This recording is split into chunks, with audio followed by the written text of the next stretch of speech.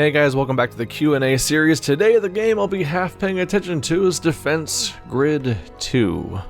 Tower defense game, which hence the half paying attention to part, because I'm just going to be placing stuff and seeing how things work out. Hopefully I don't screw up too bad, but it's not that big of a deal probably. Let's go do it. There's more here than I thought there'd be. We have a gun, an inferno, a laser cannon. We figure it out. We'll figure it out, or I'll die. Alright, so question number 1 is from Calliope Rannis. It's what's the most forgettable game that you have played that you still remember? Which is of course kind of a self-contradictory question, isn't it? This concept. What's the most forgettable thing that you can still think of? It's also almost unanswerable because then, like, the first answer that comes to mind is inherently not really the right answer because you clearly thought of it. I'd probably go with Fuse, some kind of third-person shooter in the peak of everybody making, just always making another goddamn third-person shooter. I'm not sure the commander would agree. Everyone was making third-person shooters all the time, and it was just overdone as all hell, and then you hit a point where just freaking there was nothing left. Everyone had made their third-person shooter, and that's all there was. And that was in the peak of that. And it was also really frustrating because the game almost got to be something cool, and then at the last second, seemingly, they decided, no, it's going to be a third-person shooter now, instead of what it was. And like it was originally, I think it was always a third-person shooter, but I think it was supposed to be really like interesting originally, like it was going to do interesting things and be comical and energetic and stuff like that, and I think it got toned down to just be something really tedious and generic by the end. I think that's what the ultimate end result was, which is really unfortunate. I'm not off to a great start, am I?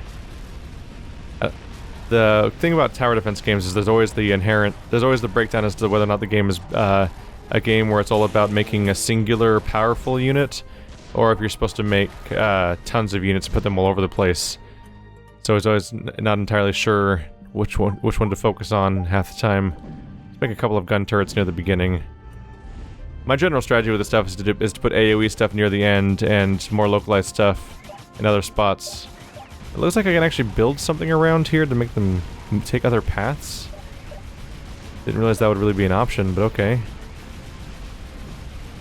That'll force them to go around the outside. I'm a little surprised you can do that in this game. Okay, there's like minimal amazing. So yeah, probably Fuse. And if you can't think of the game I'm talking about, that's probably because of how forgettable it was, and time has forgotten that it existed, more or less, I think. That's probably the case. What is your favorite animal? Oh, crap. I thought about this one earlier, and I'm like, I should have really prepared an answer for this one, because I'm like, I don't freaking know. When I was much younger, I was much more preoccupied with the concept of things like having a favorite animal. So the version of me from like middle school would have told you like dolphin or cheetah or red-tailed hawk. Cheetahs probably because they're fast and everything. Dolphins just seem like neat creatures and they're supposed to be super intelligent. And red-tailed hawk was probably because of Animorphs, frankly. I don't know why else I would even know what one is. Not the most specific answers, but I don't think I've developed new favorite animals in the meantime. Might just be dogs, just because they're kind of amazing. I did a report on wolves and the domestication of them specifically, and how we got dogs and things like that, and it's actually really interesting. And so yeah, probably dogs, I suppose. I did a paper on the domestication of wolves where we talked about how exactly we got from wolves to dogs, and what basically happened, the takeaway was that wolves would encounter mankind out in the wild, and those wolves would stick around. Well, some of them would, and other ones wouldn't. They would kind of stick around for scraps and follow the camp of humans around, as they would often be like these traveling people that would go from place to place in, you know, hunter-gathering periods of our history. The more sociable wolves, and the ones that are least afraid of humans, would trend closer and closer to them, which is a bit risky.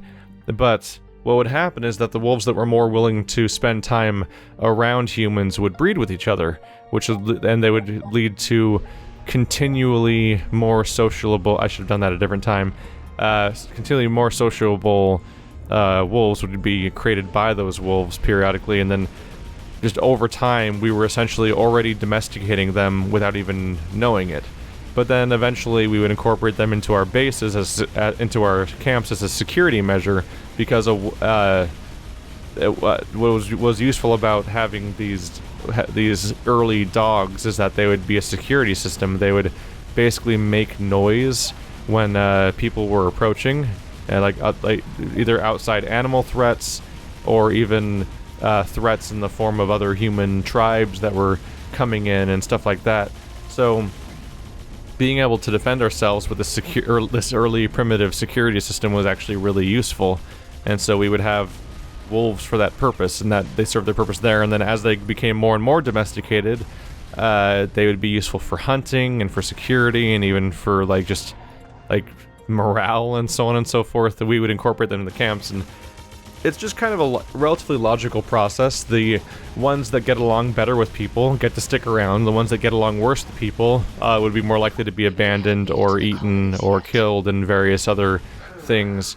So it was relatively a logical process, this domestication thing, to have it happen even without us thinking about it. But then society progresses over time, and we ourselves become more and more domestic than we were originally. And before long, you have a situation where we straight up have let's put a few of these infernos down here. Before long, we have farmlands and so on and so forth, and we have society, and we're getting more and more in the territory of being able to actually have more thought put into this, and that's when you get into the much more complicated process of having all these variety of breeds. Because once we became aware of the domestication process, we would start doing it on purpose. There's important things that come into domestication. That's one of them is a lot of it has to do with a thing called neoteny, which is a description of adolescent traits in a creature. Some of the big stuff that comes up is that wolves have erect ears and they don't bark, they howl. But a lot of dogs have floppy ears, and a lot of dogs, most dogs, bark forever. What the important thing here is that a wolf pup will actually often, the wolf pup will have floppy ears and will bark, but it'll lose those traits as it grows older. But dogs keep those traits forever for at least most breeds. A lot of breeds do get the pointy ears, but almost all of them never switch away from barking, really, but it varies a little bit here and there. And this is actually an ongoing thing. They also have the splotchy coat patterns. With dogs, it's more likely for them to have a light-colored underbelly and different specific fur patterns, which is called the piebald fur pattern. That's largely associated with neotenized traits. And a little interesting thing that happened there actually was that there was fur traders that got sick of capturing animals for their fur trade all the time. They thought, why don't we breed animals for the fur trade? Which is a relatively logical conclusion to draw to. It was these American fur trappers that would try this stuff, and so they put all the work in to breed generations of I don't know if it was squirrels or what. Oh, you can rotate the camera. I don't remember what the animal was specifically, but after dedicating all this time into, after dedicating so much time into trying to domesticate these animals so that they could be easily raised, because domestic animals are rather submissive and you can control them. That cows are domestic. Most of our farm creatures are domestic. That's actually part of why they're spotty compared to the more wild animals variant of them. They figured if we could have nice, controllable, calm things that are just in fenced-off areas like cattle, but for our fur trade, then that would be super handy. But then they found out that when they went through the effort of domesticating these animals, their fur pattern changed to this piebald pattern, so it was useless. That was useless for their trade and didn't serve the entire purpose that it was all meant to serve in the first place, and defeated the purpose of the entire experiment. Whoops. So I guess wolves and dogs are probably one of my favorite things, partly just because of the time I've spent sort of studying them, and that's of course a project I specifically chose because I was already interested in those creatures to begin with, so that's probably it. It's probably a relatively generic choice, but it's fun. And as a result, I like whenever a werewolf thing shows up in a game, I'm like, oh, that's a fun character type to screw around with, because frankly, so many characters are just humans, and when they're not humans, they're like orcs or elves or generic alien species, so you'll often see, like, with Orcs Must Die Unchained, wolf character shows up, I'm like, I'm gonna play as him now, and then I play as him. That went from me feeling like I had no answer for that question to having a significantly longer answer for that question than I thought I would. Alright, moving on to BallotBoxer. What game from this year's E3 are you most excited to play on your channel? By the way, this is like the top of games I can just look away from. So I wanted to read the question without even being worried anything's going to happen on the screen while I'm not looking. So I try really hard not to get excited about E3, just in general. I hate getting hyped about games before they come out, especially since E3 is always about, like, little micro trailer demonstrations of games that either aren't ready to come out, or might never come out, or could go through significant changes before they come out, or can sell you on a vague sense of ambition without actually having a good idea of what they're going to do with the game itself. Like, one of the first things that comes to mind, which is not an E3 game, is a game called Mechakure. I think it's Mechakure. Is a game that's like, we figured out how to render fourth dimensional objects. So I'm like, okay, how's that going to be a game? Good question. I look at recently the Mechakure, like that, it's an impressive little piece of tech, and it seems like it could be cool, but recently the Mechakure people put out a toy box you can play with in VR on Steam, and I think even on phone. It's like, oh, look at our fourth dimensional toy box. You can play with these things that are rendered in the fourth dimension. And I'm like, it's literally like a sandbox thing. You just toy around with the stuff. I assume that they're going to eventually try to make a puzzle game out of this concept, or a platformer or something. But so far, all their demo stuff is just vaguely stuff about people walking around and stuff changing for the fourth dimension. And I don't know how you get a game out of that. It's just a neat thing to look at for the most part, which is spooky. It's concerning, this idea that, like, this might not be able to be turned into anything. And of course you have you have other projects like No Man's Sky is one of the first. It's like one of the hot button things to refer to as a game that, like, it sold people on its concept early on, and that's all I needed at first. When I first heard about No Man's Sky, it was just that crazy open world concept, and that's all I needed. It's like, oh my god, look at this incredible thing. It's the game with no skybox was the buzzword catchphrase thing at first, and that was enough for me. Like, just hearing that concept was like blowing my mind all the way back in, like, I don't know, 2013 or whenever the very, very, very first announcement was, because hype eventually happened for that game, but I was one of those people that was trying to hype it to everyone early on. Many years, like I think a year or two before it was going to get its real first hype wave, I was trying to tell people about it, and no one seemed to know about it, even though it was revealed at a conference originally, I believe. But then it came out, and you're like, oh right, there has to be a game. Crap. Because that's the scary thing, is just a concept.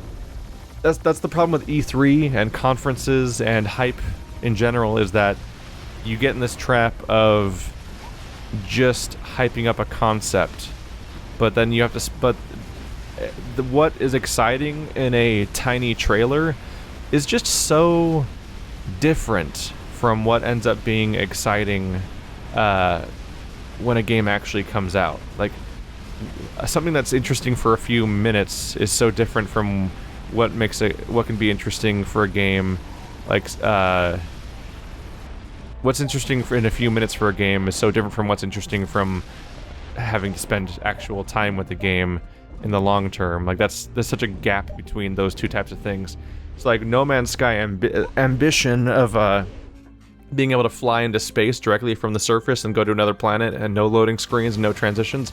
That's really cool, and they pulled that part off, technically.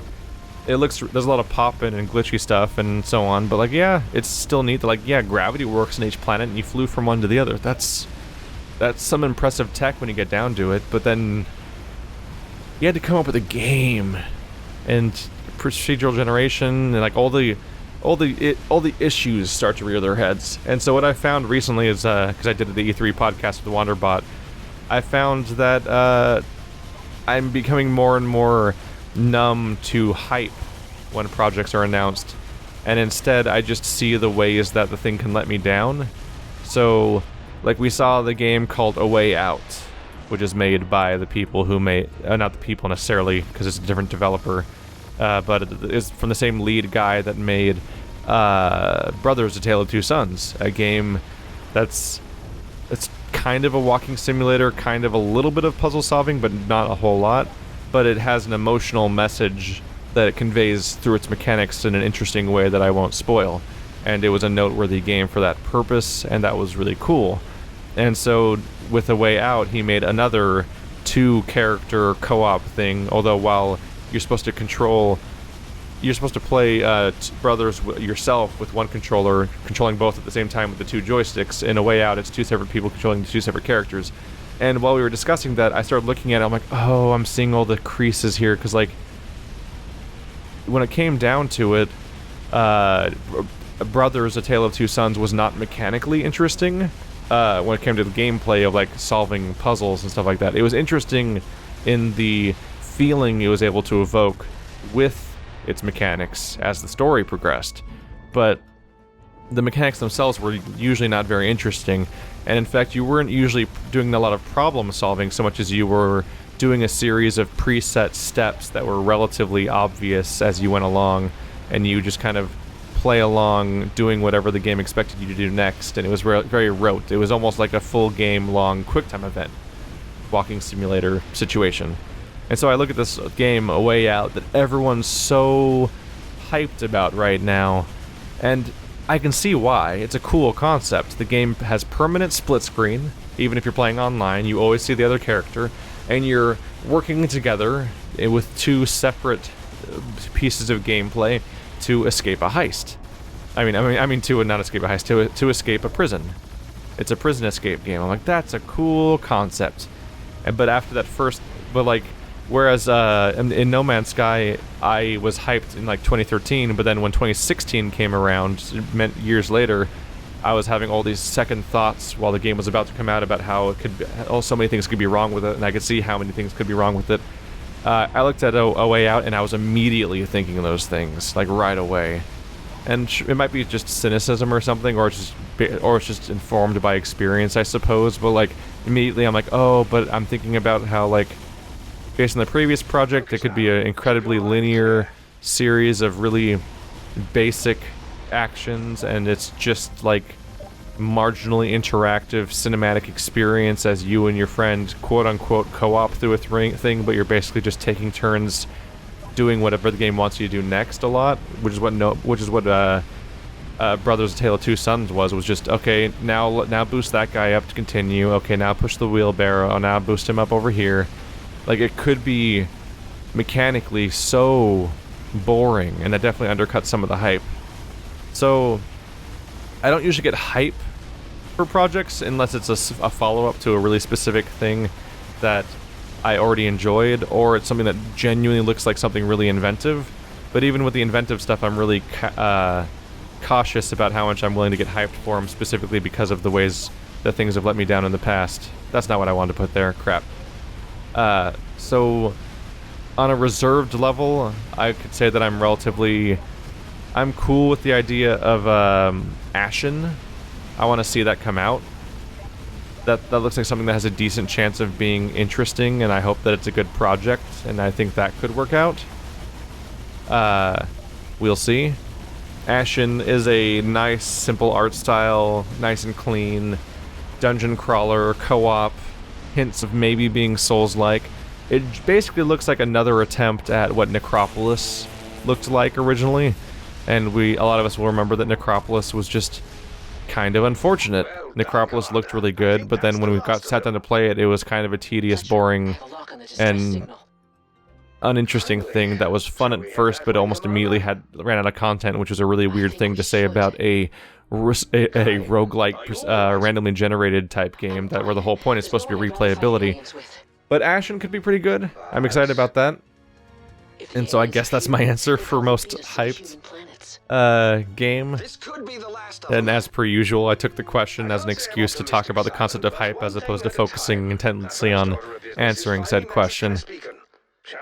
But if you want to follow up on that stuff, we did an episode, I want to say it's podcast number 29 of the Save the Universe podcast. It was me and Wanderbot. We went through a whole bunch of trailers for different video games for the E3 and discussed concepts about how that stuff went. Apparently I got a gold star rating on that. Huh.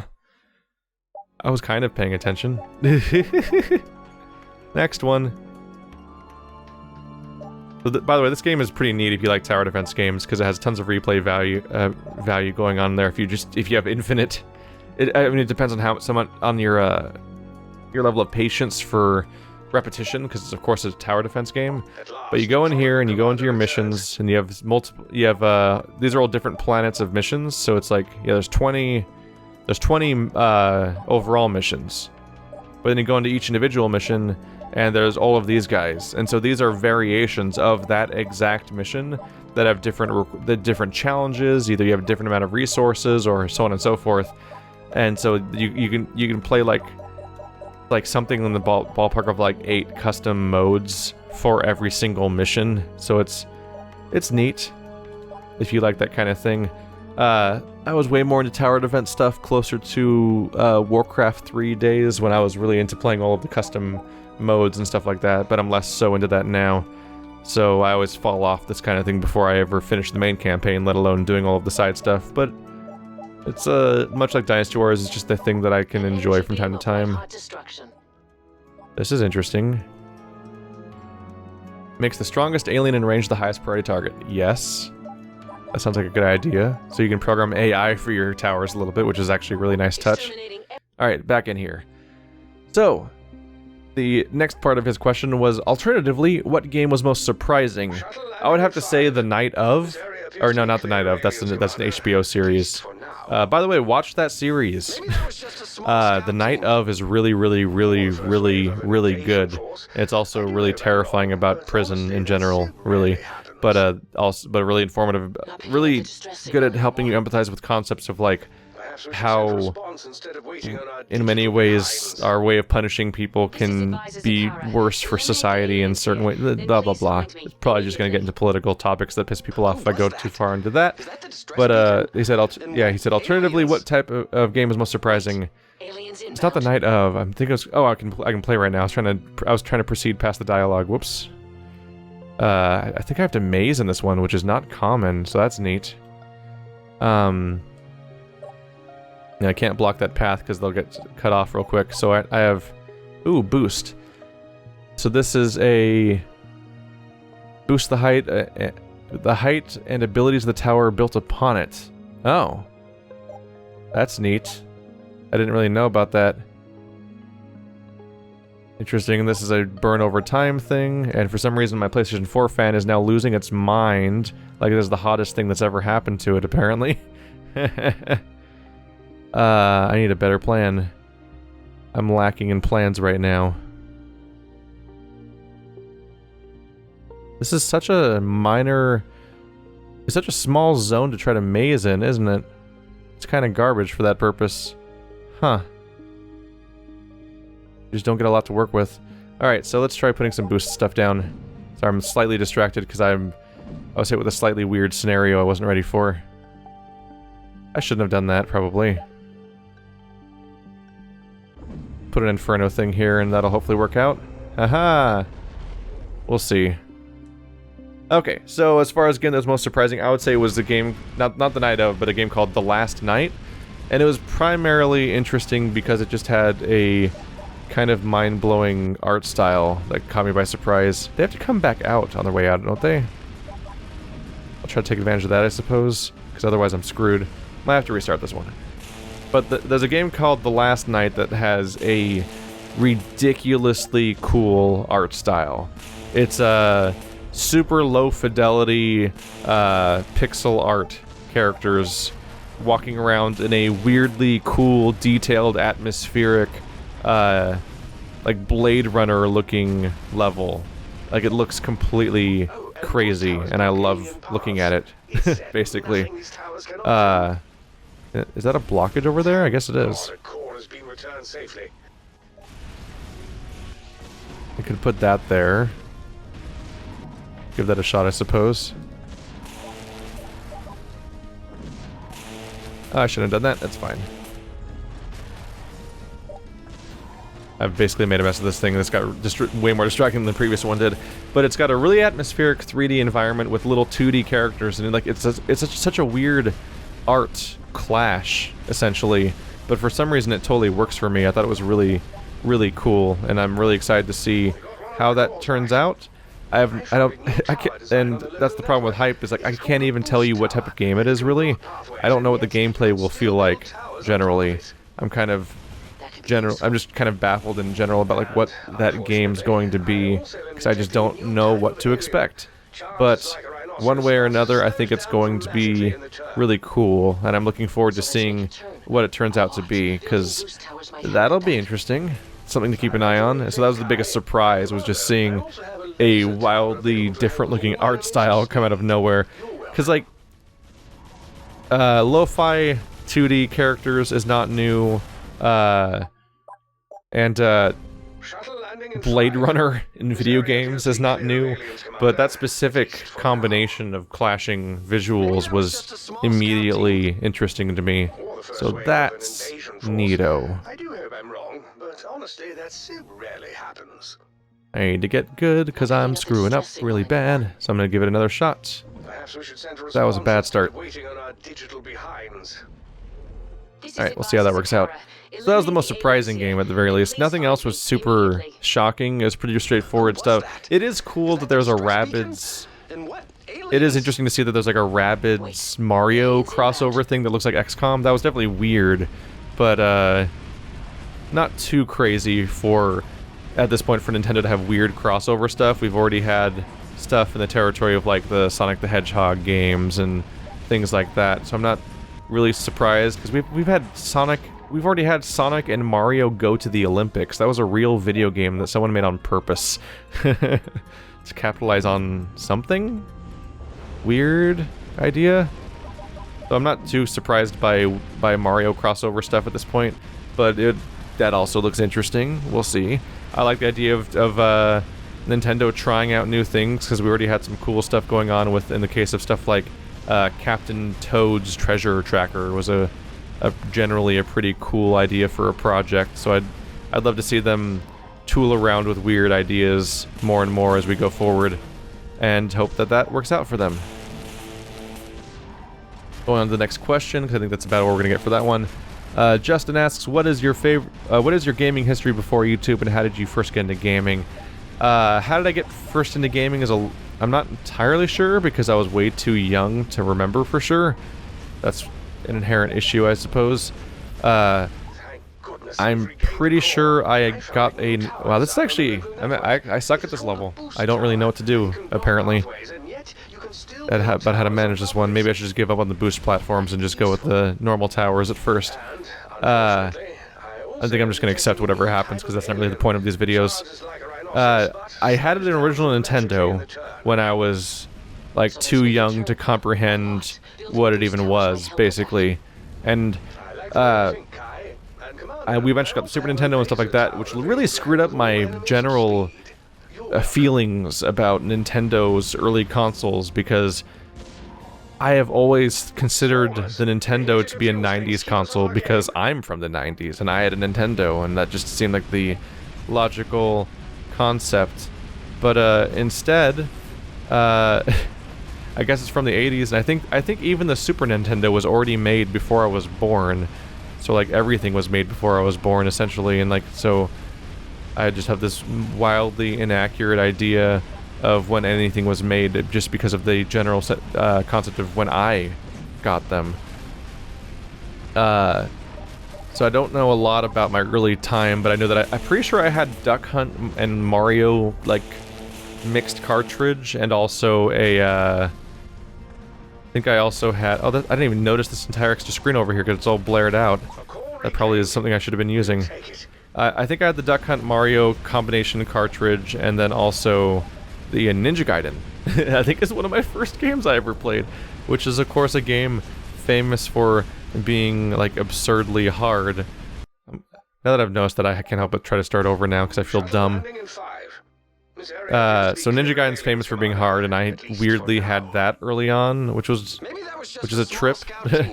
I should try to shuffle them through there if I can. Oh, it wasn't there at the beginning, that's why. Well, now I feel dumb. Okay. I already screwed up now. Screw it, let's just play. No more restarts in this level. Unless I die, I guess.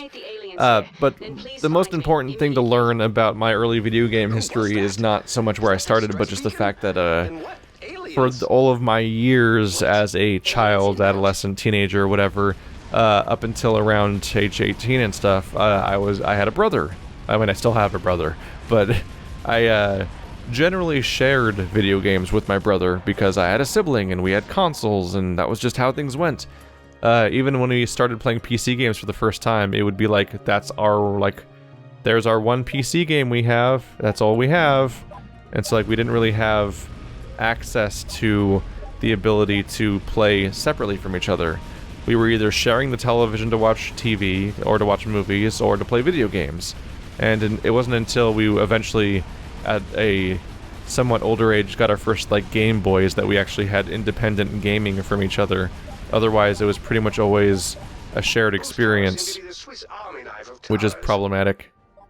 So I guess they must... Oh, they can walk over that, so you can maze through there. That's important to know.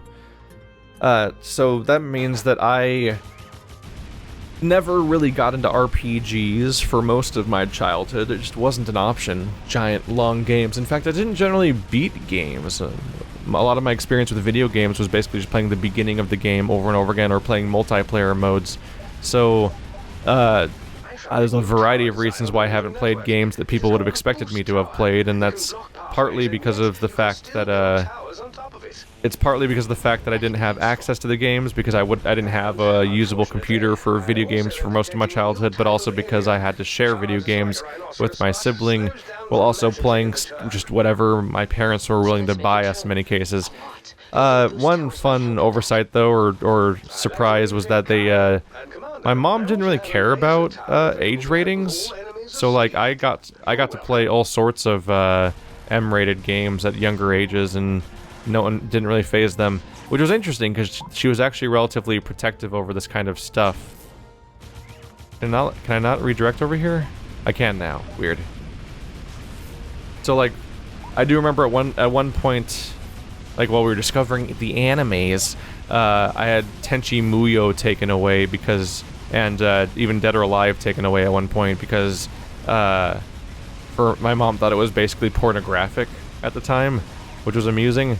But like aside from that, like I got to play Perfect Dark, and I got to play like the Starship Troopers game, and like also I got to play, I think I played The Thing at one point even. Like I played all sorts of different games that were very much not designed to be played by children because of basically familial oversight, not even familial oversight, a lack of familial oversight, general lack of paying attention to that kind of thing.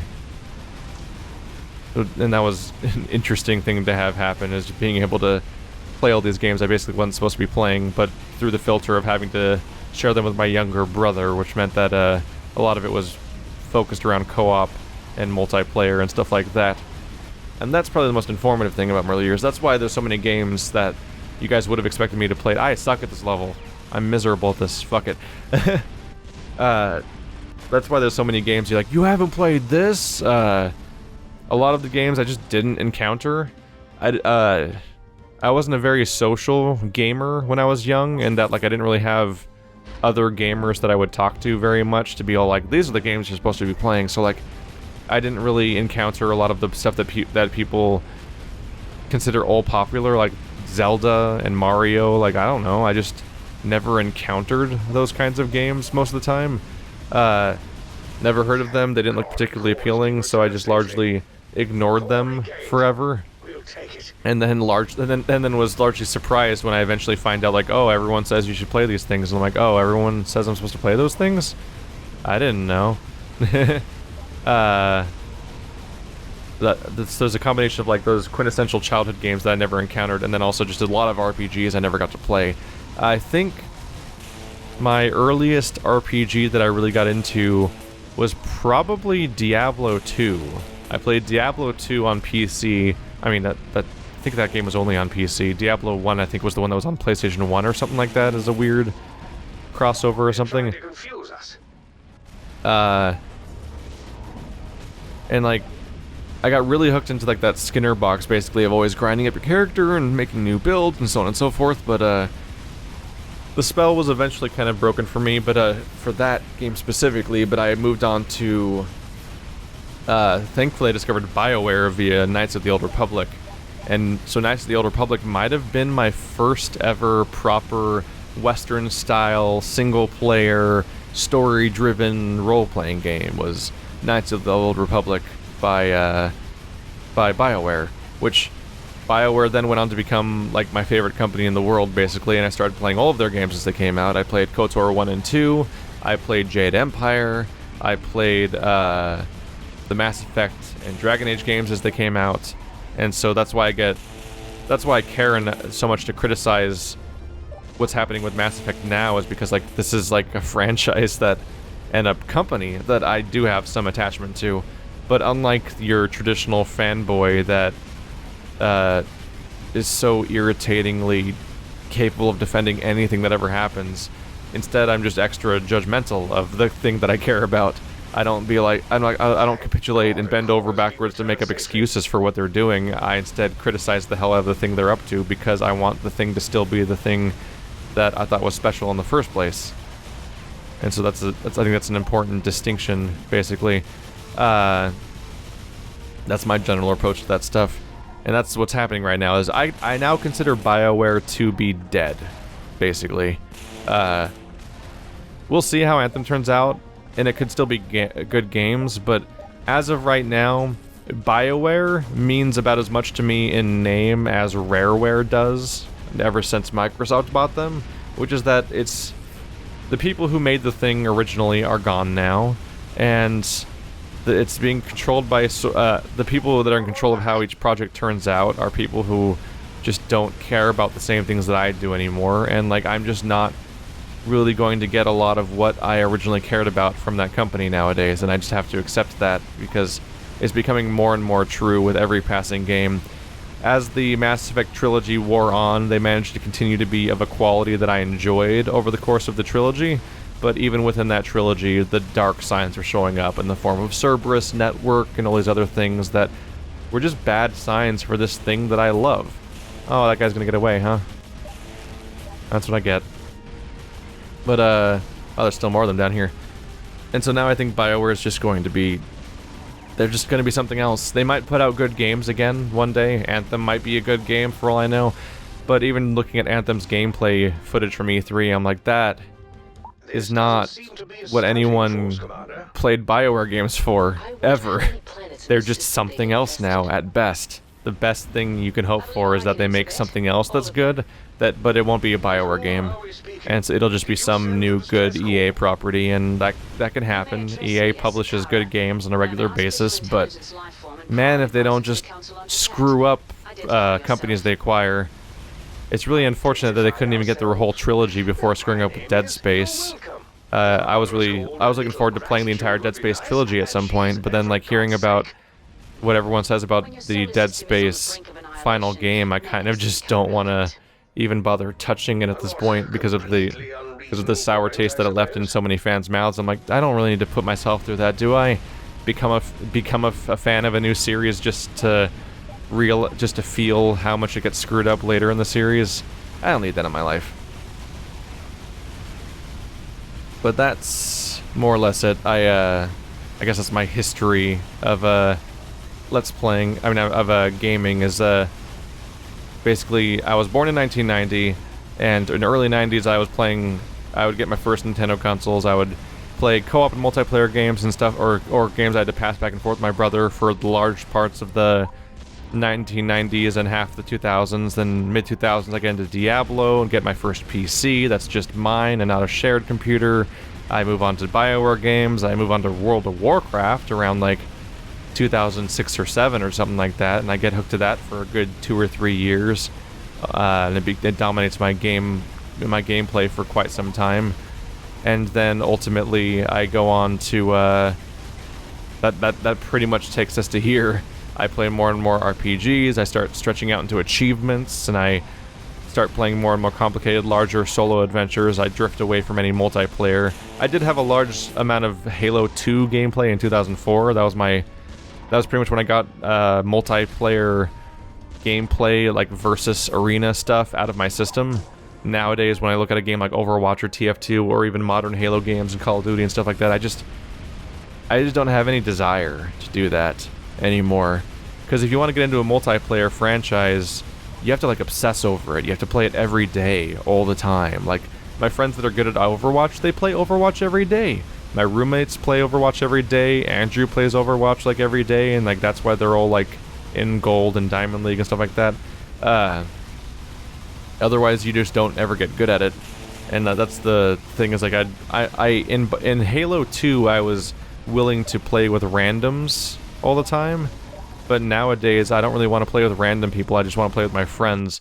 But if I play a competitive game, then with my friends, then I have to obsess over it. Otherwise, my friends will leave me behind because they'll get way too good at it, and then I won't be able to keep up with them, which is what happens with every competitive multiplayer game. And so I basically can't play those with my friends without obsessing over them, but that gets in the way of me playing the RPGs I want to play that are all time-consuming solo experiences. And then even nowadays, I have the additional detail of wanting to play all of these games for Let's Plays now, and now Let's Playing is my job, and now that any amount of obsessing over stuff like Destiny for rating purposes, or WoW for rating purposes, or online shooters for competitive purposes, or card games and so on and so forth, would be a significant drain away from the ability to keep up with the stuff that I would have chosen to value, such as this channel and stuff like that. And so that's why I generally stay away from that stuff. This game is killing my PlayStation, by the way. I don't know what it is. It's like this game and certain pause menus just have that fan and a constant high-pitched noise.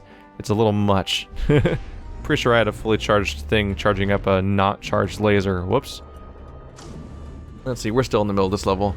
But that pretty much takes us to here. One day, to talk about the history of Let's Playing, I encountered my friend Andrew, who I went to high school with, but we never interacted at all in high school. And instead, after high school was completely over, I would eventually encounter him at not one but 2 separate midnight release events at GameStop, which, funnily enough, I never go to those, so like it was weird to encounter him in this context. What happened is I went to a midnight release for, I don't even remember what one of them was, but one of them was for Rock Band 3, and it was like a combined, I think it was a combined midnight release for Rock Band 3, Fable 3, and Force Unleashed 2, I think were the games. And like Andrew was getting Force Unleashed 2 and Fable 3, and I was getting Rock Band 3 pre-ordered with the keyboard, the keytar bundle and everything, because I love Rock Band, so having a new peripheral as a way to cap out the third game was exciting. I encountered him at 2 different midnight releases. We had long talks, hanging out in line, waiting, and we eventually decided to, the idea was we were going to create like a political debate channel. We were going to have a panel of people that try to have civil discussions and stuff like that was the original idea, which any of you who know Andrew are probably laughing your asses off right now because you've learned about how he generally treats debates and discussions, so you know how doomed that was from the start. But we never even got as far as doing that, because we got some friends together for the purpose of that, and you can see this all on the Sit and Discuss channel, which is what SAD Games is short for in the first place. When we got our friends together, once you have a bunch of friends in a room, everyone just wants to chat. So what happened is everyone ended up chatting instead of actually having the discussion that we were supposed to be there for in the first place. So it was just a really unscripted, unstructured podcast, basically, being done by a bunch of people who largely didn't know what podcasts were, aside from me. Then it devolved into vlogs. Then we're like, hey, you left a Steam review about how incredibly scared you are of Amnesia. What if we had you play Amnesia and filmed it? That'd probably be funny. Was my idea at the time. I didn't even know Let's Plays were a thing. It was just a logical conclusion of like, hey, wouldn't it be a funny video to put on our video channel if we uploaded a video of you playing this game? That's probably funny to watch you play, was just the entire thought process. So we just did that, and a few other indie games, and before long we had this channel called The Sad Games, and we were uploading all these random Let's Plays, which we learned were a thing eventually. And that just sort of organically grew from there, confusingly, and eventually he started, a few years later he moved to Sacramento for a job. He's going to be doing IT over the phone, which, if you know Andrew, is additionally hilarious. The idea of him tolerating people not knowing about computers and having the patience to help a bunch of strangers with their technical problems all day, every day, is hilarious. The idea, those are two amazing things to think about, is the idea of having a political debate with Andrew and the idea of having tech support with Andrew. Are like, what? With him? Like, those of you that, like, some of you will have seen him in podcasts or on Let's Plays, and some of you even interact with him on the Discord, so you've had one-on-one interactions with him in some cases where you're just like, yeah, no, those things can't work. But since he was moving away for that purpose, what happened is I was like, well, I still want to do videos, because I've been doing videos for 2 years at that point, and I already had a channel a little bit going on because Andrew got moody when we tried to play Outlast, and was not up for it, but I was totally up for it, so I decided to play Outlast on my own on my channel, then Demon's Souls and stuff like that. I think I discussed this in a previous video a bit. And so when he moved and I did that, and this kind of just grew organically from that. Before long, I was putting up daily videos on this channel, and I was also still going to college in Sacramento, so once a week I would drop by his house after my classes were over, and we would try to record a week's worth of videos if we could. So I was actually running both Sad Games and this channel simultaneously, and actually still considering Sad Games to be my primary channel, believe it or not. While I still consider this to be my side project. Time would prove that wrong eventually, because his lack of availability crossed with my total availability for making my own project, led to me just focusing on it very heavily in the long run, and before long this somehow became my job, because I just kept sticking with it, I suppose. So that's neat. It has been neat, I gotta say. Let's put a boost to just keep making more cannons, I suppose, because that's good for late game DPS. And before long, things progressed. Funnily enough, I moved towards Sacramento for a job, but he had already moved back home after leaving that job. He now lives at his mom's old house, who passed away, but they left the house to their kids. I live in the Sacramento area, so I actually still do, to this day, make trips to commute whenever I make a video with Andrew where we're playing games together, because that's just, I value that. That's an experience I've been doing for a long time, and I like doing it, and so I still go back for that purpose. And so now I have this weird concept where nowadays I actually don't really play video games for fun anymore, which is something I'm always hesitant to say because it sounds bad. What I mean is I don't really play video games in free time anymore. Nowadays I basically play video games for videos, and then I do other stuff when I'm not doing that. Which is not to say that I'm playing video games out of obligation, even though it is for obligation. Like, that's not the only reason. I used to play tons of video games all the time, and I currently play tons of video games all the time, but for an audience. So my video game play habit hasn't changed that much, except for that I do it for presentation purposes, and that kind of controls my choice in games. And it has an interesting outcome on how my gameplay works generally, and I'm dilly-dallying here on this menu because I think we're going to close the video out here. Basically, there are the consequences of, like, I play games specifically that are often new or related to other games, or that I think some other audience might like. Although I do often pick games, I do sometimes pick indie games just for myself, and we just go at it and see what happens. And also, I pick stuff that I think is going to be interesting for other people to watch, which has led to changes in habits. Because ever since Bioshock happened, I got really into achievements. And Bioshock was the first game I ever got 100% achievements in.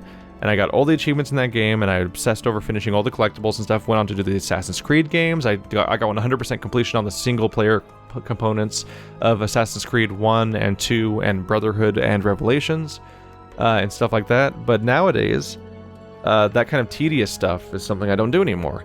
I don't play Dynasty Warriors games, really. I don't do achievement hunting anymore. And so I've played games for a number of different reasons, and this is basically my next different reason, which is weird to think about, but like, it's not really unnatural, it's just different. And since I do spend a decent chunk of time recording what's often 3 to 4 hours of gameplay every day, I go on to other stuff. In my free time, I watch television shows if I'm seeking digital entertainment, or I, go make plans and stuff like that. So, interestingly, yeah, like I don't play games off camera, really, unless I'm grinding for the purposes of camera stuff. It's interesting. Because games often, like, we're all familiar with meta games and Skinner's boxes and achievements, and like, there's an ongoing thing where everyone just has different goals that drive them when they play games. And I think goals are important for this kind of medium, because it used to be that I didn't really have a habit for beating games. I used to have to share games with my brother all the time, so we didn't really beat things ever, really. And that went on to a habit later on where, like, even as a teenager and as an adult, I'd play a game where I'd launch into the game and I'd play some levels and might never go back to it. And I might do that for 4 games in a row. So, like, Wanderbot will also say that we'll also agree with this, because we've talked about it before, is like this idea that, like, when you're doing videos for a game, suddenly you're more likely to finish it because you have an incentive to pick it back up over and over again, which is interesting. You don't just bounce off after one session due to not necessarily even boredom, but just being distracted by other things all the time, which is interesting. So, while at times doing Let's Plays can limit my choice of game from moment to moment, it also has an effect of helping me, let's say, dedicate better to games. Is interesting. We're so far off the original topic anyway, but at the same time not, because the question was about my history of gaming. Oh, before YouTube, so I guess technically I've gone off topic by talking about my history up to and including YouTube, but yeah. A lot of stuff going on. I've played hundreds of games. I'm very experienced. I've spent more time playing video games than most other types of activities, probably. Inevitably. Sure. Anyway, guys, this has been another long rambling video where I barely answer a handful of questions, as usual. Thanks for watching, like always. Send your questions into keithballardquestions@gmail.com, and we'll get to them in the future. I don't know where we are video schedule-wise, but I think I'm planning on bursting a few of these out early on, back-to-back, so we're sort of revive the series. But in the long term, it's supposed to be an every Friday series, I think is my plan. Hopefully questions still come in to make that kind of thing possible. And hopefully this burst of early videos doesn't burn through all the questions, and then I don't ever actually get any more. But feel free to send in your questions, and I'll tangentially answer them. Thanks for watching, like always, guys, and I'll see you next time.